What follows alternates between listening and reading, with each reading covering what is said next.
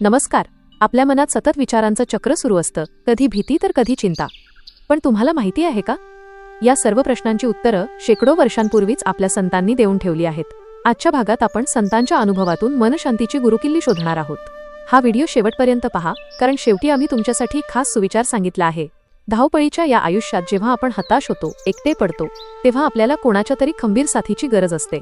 अशीच एक विठ्ठल चरणाची सुंदर साथ संत जनाबाईंनी आपल्याला या अभंगातून दिली आहे. हा अभंग फक्त देवाच्या भक्तीचा नाही, तर आपल्या रोजच्या आयुष्यात मनशांती आणि आत्मविश्वास मिळवून देणारा एक अप्रतिम मार्ग आहे. आपल्या रोजच्या जीवनात आपण अनेक नाती जपतो, पण कधीकधी पदरी निराशाच येते. अशा वेळी संत जनाबाईंचा हा अभंग आपल्याला एका कधीही न तुटणाऱ्या नात्याची ओळख करून देतो. मानवी जीवनात सर्वात मोठी भीती कोणती असेल, तर ती म्हणजे एकटे पडण्याची किंवा जवळच्या लोकांनी आपल्याला सोडून जाण्याची. हा अभंग माणसाला मानसिक आणि आध्यात्मिक बळ देतो. जेव्हा आपण एखाद्याला मनापासून आपला मानतो, तेव्हा सर्व संकटांचा सामना करण्याची ताकद आपल्यात निर्माण होते. हेच या अभंगाचे मानवी जीवनातील सर्वात मोठे महत्त्व आहे. जेव्हा आपल्याला वाटेल की संपूर्ण जग आपल्या विरोधात आहे, तेव्हा हा अभंग आठवा. आपल्याला हे जाणवेल की एक अशी शक्ती आहे जी नेहमी आपल्यासोबत आहे. यामुळे मनातील नकारात्मकता आणि नैराश्य दूर पळून जाईल. ज्याप्रमाणे जनाबाई विठ्ठलावर पूर्ण विश्वास ठेवतात, तसाच विश्वास आपण आपल्या कुटुंबावर आणि मित्रांवर ठेवायला हवा. एकमेकांना कधीही दूर न ढकलण्याची भावना आपल्या नात्यांना अधिक मजबूत करेल. हा अभंग आपल्याला अहंकार बाजूला ठेवून वागायला शिकवतो. जेव्हा आपल्या मनातून मीपणा नष्ट होतो, तेव्हा आपले आयुष्य अधिक सुंदर आणि आनंदी बनते. तर मित्रांनो, संत जनाबाईंचा हा अभंग आपल्याला संकटांशी लढण्याची आणि नेहमी आनंदी राहण्याची प्रेरणा देतो. हा विचार आजच तुमच्या मनात रुजवा आणि पहा, तुमचे आयुष्य कसे बदलून जाते. चला तर मग जाणून घेऊया या अभंगाचा भावार्थ, विश्लेषण, सामाजिक संदेश व नैतिक धडा वास्तविक जीवनातील उदाहरणासह. पहिला चरण, सख्या घेतले पदरी, आता न टाकावे दुरी. भावार्थ विश्लेषण. संत जनाबाई विठ्ठलाला संबोधित करताना सुरुवातीलाच त्याला एक अतिशय गोड हाक मारतात, ती म्हणजे सख्या. देव हा केवळ भीतीपोटी पूजायची गोष्ट नाही, तरीच तो आपला सखा आहे, सोबती आहे, हा अधिकार या पहिल्याच शब्दात जाणवतो. जनाबाई म्हणतात, हे विठ्ठला, तू माझा सखा आहेस आणि तू आता मला तुझ्या पदरी घेतले आहेस, म्हणजेच तू माझा स्वीकार केला आहेस. मी तुझी झालेली आहे आणि तू माझा सांभाळ करण्याची जबाबदारी स्वतःवर घेतली आहेस. आता जर तू मला एकदा आपले मानले आहेस, तर माझी तुला एकच आर्त विनवणी आहे, ती म्हणजे आता मला स्वतःपासून कधीही दूर करू नकोस. माणसाच्या आयुष्यात अनेक संकटे येतात, अनेक चढउतार येतात, जग कधी कधी साथ सोडते. अशा वेळी माणसाला एकाच गोष्टीची भीती असते, ती म्हणजे आपला हक्काचा माणूस आपल्याला सोडून तर जाणार नाही ना. जनाबाई नेमकी हीच भावना विठ्ठलासमोर मांडत आहेत. त्या म्हणतात की देवा, या जगात माझे तुझ्याशिवाय कोणीही नाही. तू मला एकदा जवळ केले आहेस, तर आता जगातील कोणत्याही परिस्थितीमुळे किंवा माझ्याकडून घडलेल्या कोणत्याही चुकीमुळे मला तुझ्या चरणांपासून, तुझ्या प्रेमापासून आणि तुझ्या मायेपासून दूर लोटू नकोस. मला सदैव तुझ्याच छत्रछायेत राहू दे. सामाजिक संदेश आणि नैतिक धडा. संतांना या चरणातून समाजाला हा नैतिक धडा द्यायचा होता की जेव्हा तुम्ही एखाद्याला आपला म्हणता, एखाद्याची जबाबदारी स्वीकारता किंवा एखाद्या दुर्बल घटकाला जवळ करता, तेव्हा स्वार्थासाठी किंवा कठीण प्रसंगात त्याला वाऱ्यावर सोडू नका. त्याकाळी समाजात जाती व्यवस्थेमुळे आणि गरिबीमुळे अनेक लोकांना दूर लोटले जायचे. जनाबाई सांगतात की एकदा का तुम्ही एखाद्याचा हात हातात घेतला की त्याला शेवटपर्यंत साथ दिली पाहिजे. हीच खरी सामाजिक बांधिलकी आहे. वास्तविक जीवनातील उदाहरण.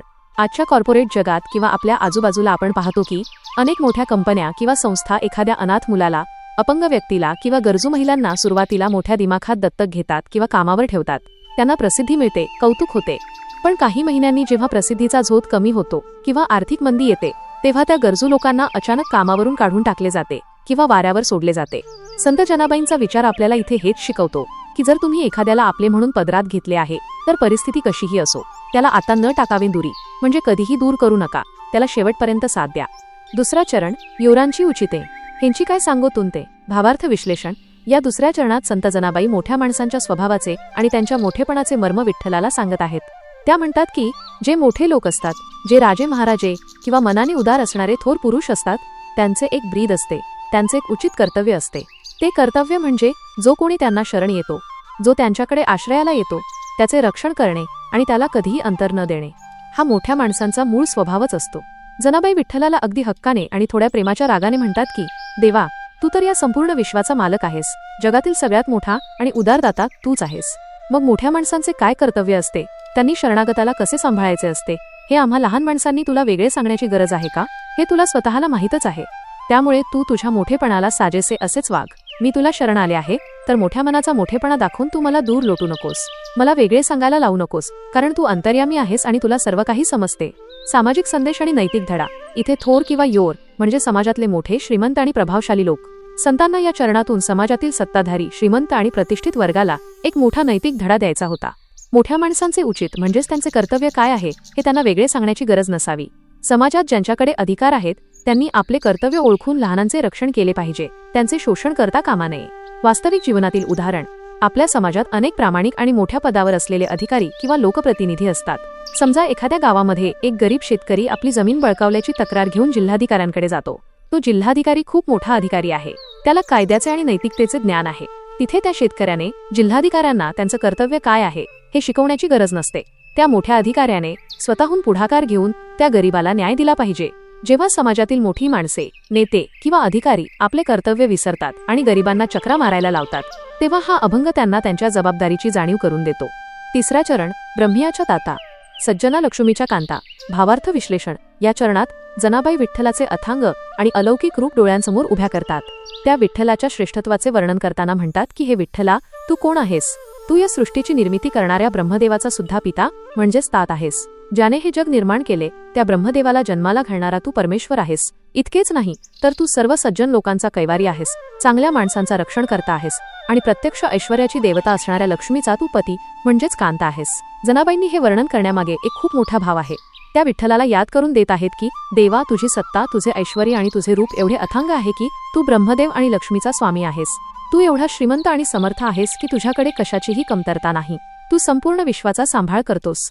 मग जर तू एवढा मोठा आणि समर्थ आहेस तर माझ्यासारख्या एका गरीब साध्या दासीला तुझ्या चरणांशी थोडेसे स्थान देणे तुझ्यासाठी अजिबात अवघड नाही. तुझ्या एवढ्या मोठ्या दरबारात माझ्यासारख्या एका लहान जीवाला नक्कीच आश्रय मिळू शकतो. सामाजिक संदेश आणि नैतिक धडा: या चरणात विठ्ठलाला विश्वाचा निर्माता आणि लक्ष्मीचा पती म्हणजेच अथांग संपत्तीचा मालक म्हटले आहे.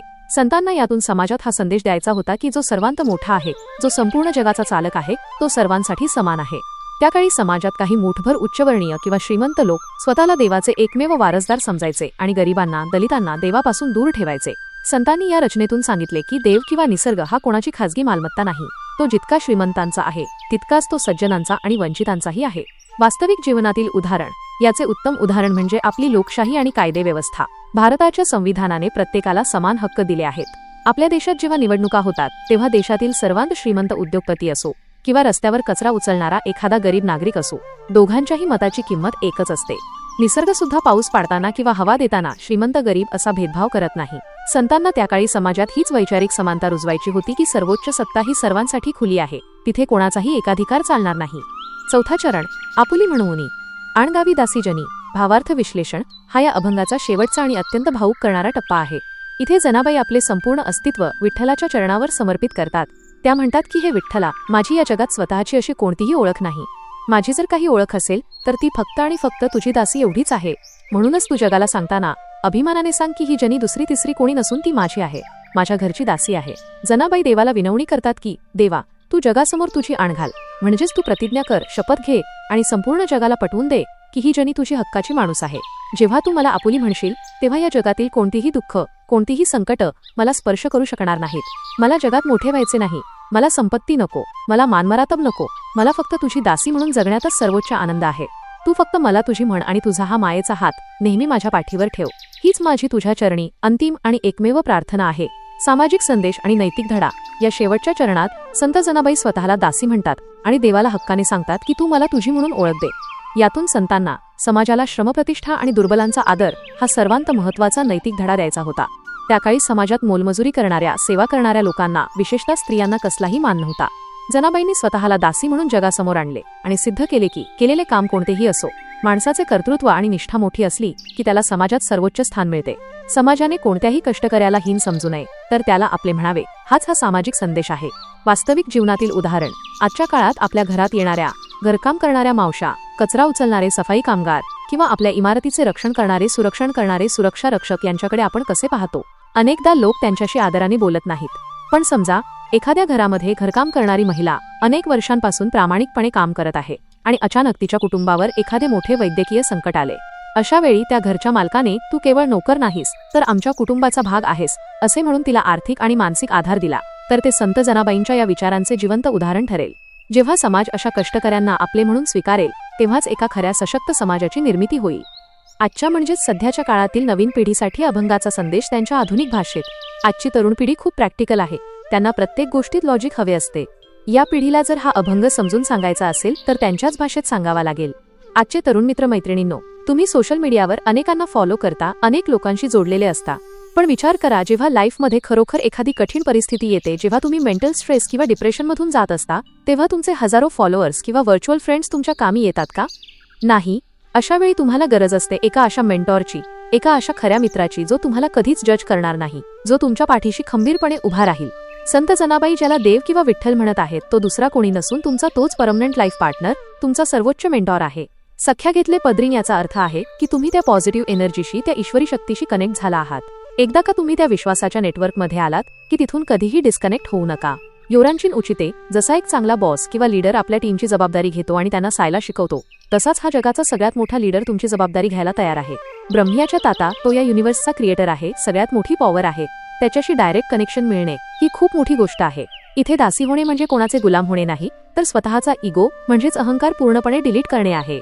जेव्हा तुम्ही तुमचा इगो बाजूला ठेवता तेव्हा तुमचे मन शांत होते आणि तुम्ही आयुष्यात अधिक यशस्वी होता. थोडक्यात सांगायचे तर हा अभंग आपल्याला आयुष्य जगण्याची, संकटांना सामोरे जाण्याची आणि एका मोठ्या शक्तीवर विश्वास ठेवून निर्धास्त राहण्याची कला शिकवतो. तो आपल्याला मानसिक शांततेचा आणि आनंदाचा मार्ग दाखवतो. चला तर मग हा विचार केवळ डोक्यात न ठेवता आपल्या जगण्यात आणूया. तुमच्यासाठी आजची कृती. संत जनाबाईंचा हा अभंग आपल्याला शरणागतीची आणि निस्सीम प्रेमाची शिकवण देतो. जेव्हा आपण आपला अहंकार बाजूला ठेवून एखाद्या चांगल्या कामात किंवा नात्यात स्वतःला झोकून देतो, तेव्हा परमेश्वर किंवा ही सृष्टी आपल्याला नक्कीच भरभरून देते. भगवंतावर असणारा अतूट विश्वासच माणसाला जीवनातील सर्व संकटांशी लढण्याचे बळ देतो. या अभंगातून शिकून आज आपण सर्वांनी एक छोटी पण महत्त्वाची कृती करायची आहे. आपल्या आयुष्यात, आपल्या घरात, समाजात किंवा ऑफिसमध्ये आपल्यापेक्षा जे कोणी लहान, कमकुवत किंवा गरजू लोक असतील, त्यांना आज आपण मनापासून मदत करायची आहे. आपल्या थोरपणाचा, मोठेपणाचा वापर कोणाला तरी आधार देण्यासाठी करायचा आहे. कोणाला तरी मी तुझ्या पाठीशी आहे हा विश्वास देणे, हीच संत जनाबाईंच्या अभंगाची आजच्या काळातील खरी पूजा ठरेल. धन्यवाद.